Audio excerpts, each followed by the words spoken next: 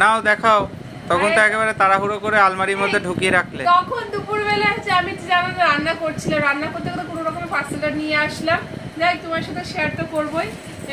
ফার্স্টে এখানে কিছু কিছু আমি অর্ডার করেছি, ও ঠিক জানেও না আর কি দিয়েছি। দেখি কি করেছো তুমি। এইখানে আছে একটা বেডশিট।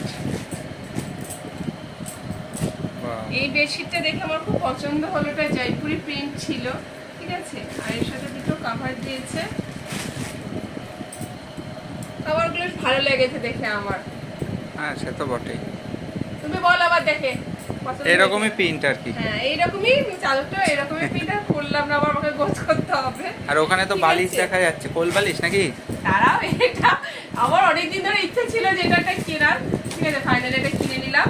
তোমরা তো অনেকেই জানো, অনেকের বাড়িতেই রয়েছে এই কুশন সেট, এই বেড কভার। এইটা কেমন হয়েছে? অনেক কুশন দুটোর জন্য আমি বেড কভার কিনেছি।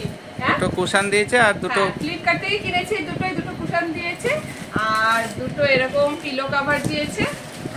পিলো কভার গুলো খুব বড় বড় আর সব চেন। আর এরকমই দেখতে চাদরটা। এরকম চেন দেওয়া আছে। আর চাদরটা দেখিয়ে দিই। এই চাদরটা ভালো, সব চাদরটা ভালো লেগেছে।